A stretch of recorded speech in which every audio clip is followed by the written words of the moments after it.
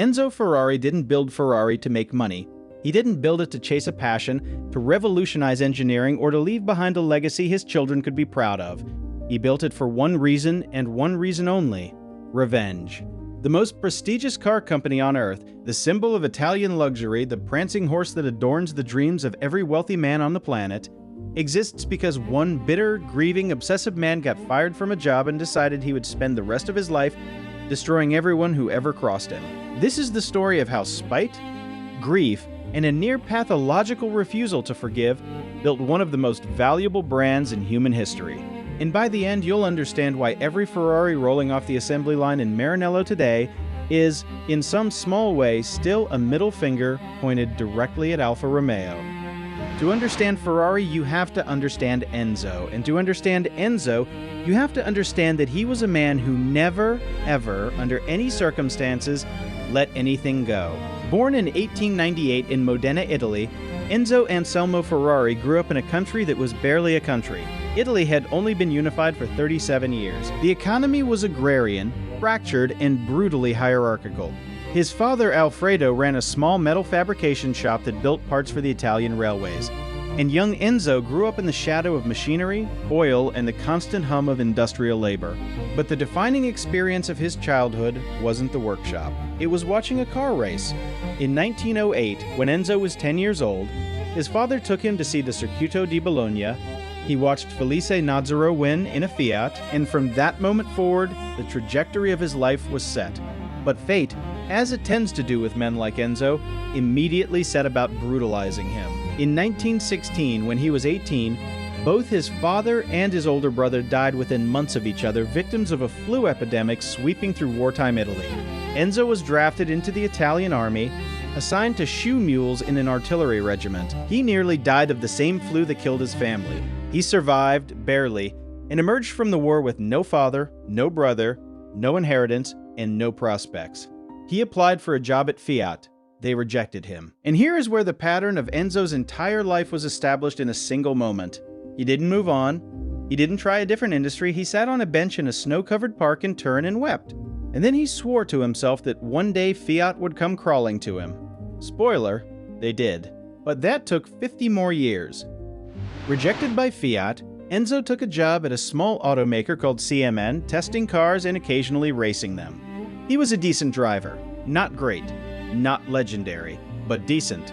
And in 1920, he caught the attention of Alfa Romeo, the Milanese car maker that would, over the next 2 decades, become both his greatest love and his greatest enemy. Enzo joined Alfa as a racing driver, then became a salesman, then talent scout, and eventually by 1929 he had founded Scuderia Ferrari, an independent racing team that operated as Alfa's de facto factory racing division. For nearly a decade, Scuderia Ferrari was the most successful racing team on the planet.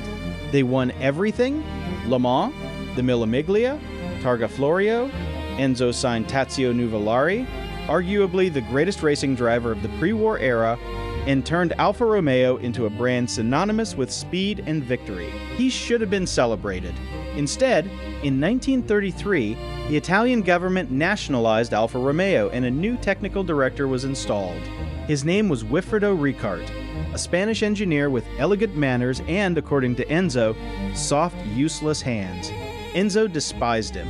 He wrote, decades later, that Ricart had hands so limp they felt like wet codfish.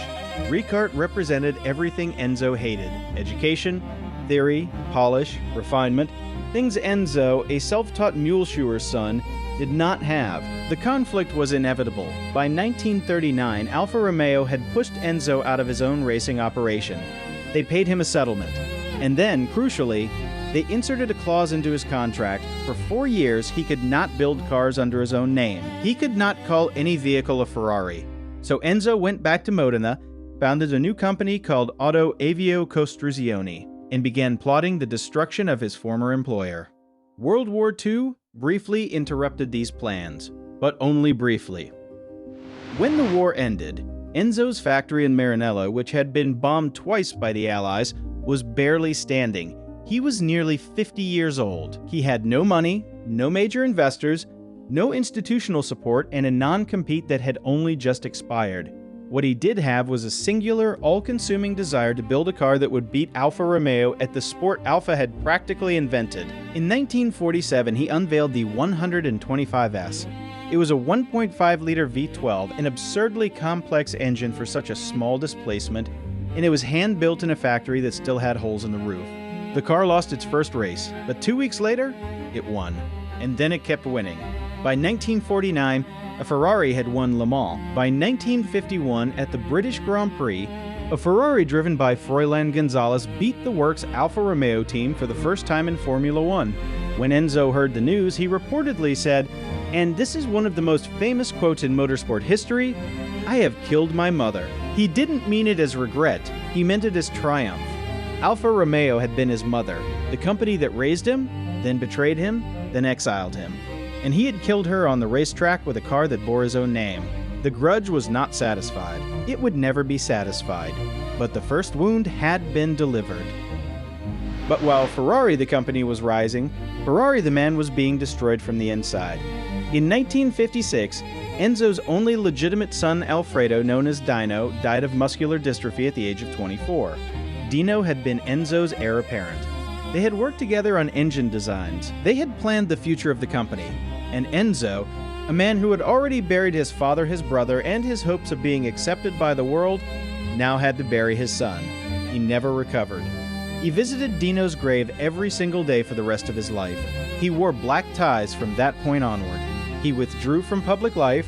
He stopped attending races, even Ferrari's races, claiming he could not bear to watch men risk their lives the way his son's body had betrayed him. And his already brutal management style became something approaching tyrannical. He pitted his engineers against each other. He fired drivers on a whim. He gave press interviews in which he insulted his own employees by name. He named the V6 engine the Dino in his son's honor, and produced an entire sub-brand of cars carrying his son's name into a future Dino would never see. People who worked for Ferrari in this era described him as a man who was no longer entirely human. He was something else. A monument to grief, a vessel for unfinished business. And the unfinished business kept piling up. Because in 1957, just a year after Dino's death, the Mille Miglia, the legendary Italian road race, ended in catastrophe. A Ferrari driven by Alfonso de Portago crashed into the crowd, killing the driver, his co-driver, and 9 spectators, including 5 children.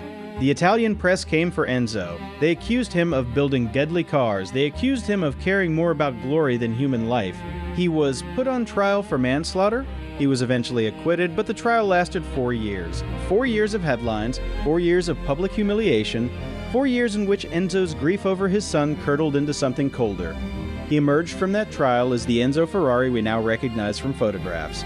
The dark suit, the dark glasses, the unsmiling face. The man who had stopped trying to be liked. Now we get to the part of the story you might already know, because Hollywood made a movie about it. But even the movie undersold how petty and personal the whole thing was. By 1963, Ferrari was financially struggling. The road car business had never been Enzo's priority. He built road cars only to fund the racing team, and the racing team was a money pit. He needed a buyer. Halfway across the world, in Dearborn, Michigan, Henry Ford II was looking to inject some glamour into the Ford brand. Young Americans were buying small European sports cars instead of Ford sedans. And Ford had been embarrassed at Le Mans for years, so Henry Ford did the obvious thing.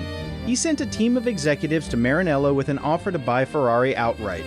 Enzo, who needed the money, agreed in principle. They negotiated for weeks. The deal was on paper, ready to sign, when Enzo read a clause that said Ford would have final approval over Ferrari's racing budget. Enzo lost his mind. He stood up from the table, called Henry Ford II a string of obscenities that had been variously translated and probably softened over the years, and walked out. The deal was dead. And Henry Ford II, a man who controlled one of the largest industrial empires on Earth, was now publicly humiliated by a 65-year-old Italian who had insulted him in his own conference room. Henry Ford did what Enzo Ferrari would have done. He swore revenge. He told his engineers to build a car that would destroy Ferrari at Le Mans, regardless of cost. The result was the Ford GT40. The first 2 years, it failed. The third year, in 1966, it won Le Mans. And then it won again in 1967, and 1968, and 1969. Ford spent the modern equivalent of hundreds of millions of dollars purely to humiliate one Italian man on one French racetrack. And here is the brutal irony, and the part the movie kind of glosses over. Ferrari kept winning Formula One. Ferrari kept building the most desirable road cars on Earth. Ferrari, the brand, only became more valuable because of the rivalry. Ford spent a fortune to win 4 races and ended up turning Ferrari into a global symbol of underdog defiance. Enzo, being Enzo, took the loss the way he took everything. As another grievance to file, sharpen, and eventually monetize. Now remember that scene we started with? The young Enzo weeping in a Turin park after Fiat rejected him for a job? Hold that image in your mind. Because in 1969, 51 years after Fiat told a teenage war veteran that there was no work for him, Fiat came to Enzo Ferrari and asked if they could please buy his company. Ferrari sold 50% of his road car business to Fiat for what was at the time a massive amount of money, while keeping full control of the racing operation, called Scuderia Ferrari, until his death. He extracted Fiat's money, Fiat's industrial muscle, Fiat's distribution network, and gave up almost nothing he actually cared about. The man who had been told he wasn't good enough to work for Fiat now had Fiat working for him. He never explicitly gloated about this in public. He didn't need to. The contract did the gloating for him. And the structure of the deal he negotiated meant that even as the Agnelli family's empire absorbed his company, Enzo himself remained untouchable. He continued running Maranello like a feudal lord well into his 80s, and the Fiat executives who technically owned half of his business knew better than to challenge him on anything that mattered. He died in 1988, at the age of 90, having outlived almost every rival, every enemy, and every doubter. He died with Alfa Romeo a fading shadow of its former self. He died with Ford humiliated, having abandoned Le Mans decades earlier. He died with Fiat as his personal piggy bank. He died on his own terms in a black suit in a country he had refused to ever truly leave, having built the most prestigious car brand in human history out of nothing but a long, slow, undying sense of grievance. So what do we make of all this? Today, Ferrari is publicly traded on the New York Stock Exchange. It has a market capitalization larger than General Motors. It produces fewer than 15,000 cars a year, deliberately, because Enzo's old principle of scarcity, which he originally adopted out of necessity, has become the brand's most valuable strategic asset. A used Ferrari from the 1960s can sell for $50 million at auction. The prancing horse logo, which Enzo borrowed from a World War I Italian fighter pilot's plane, is one of the most recognized symbols on Earth. Business school case studies analyze Ferrari's pricing strategy, its scarcity model, its brand management, its succession planning, and almost all of those case studies miss the point. Ferrari was not built using a strategy. Ferrari was built using a grudge. The scarcity model exists because Enzo was contemptuous of mass production and saw road car buyers as a necessary annoyance to fund racing. The brand mystique exists because Enzo was a moody recluse who refused to give interviews and dressed like he was attending his own funeral every single day. The racing dominance exists because Enzo could not psychologically bear the idea of any competitor, particularly Alfa Romeo, beating one of his cars. The vertical integration, the in-house engine building, the refusal to platform share with parent companies, all of it traces back to a man who could not and would not trust anyone after the people he loved kept dying or betraying him. And here is the lesson, if you want to call it a lesson. Although Enzo would have despised the idea of his life being reduced to a lesson, most of what we call business strategy is, when you look closely, just personality fossilized into corporate structure. The founder's wounds become the company's culture. The founder's enemies become the company's competitors. The founder's grief becomes the company's mythology. Ferrari is not a car company. Ferrari is Enzo Ferrari's unresolved emotions, monetized in red at 200 miles per hour, forever. Every prancing horse you see on a hood, on a polo shirt, on a child's pencil case, is a small ongoing argument that a teenage boy on a snowy Turin park bench started in 1918 and never stopped having. The rest of the world just keeps paying to watch it. Ferrari is the rare company where you can draw a straight line from one man's specific personal pain to a global industrial empire that outlived him by decades and will almost certainly outlive all of us. Enzo built it for Alfa Romeo, for Fiat, for Henry Ford, for Dino, and most of all for himself. He wanted the world to know it had been wrong about him. The world knows.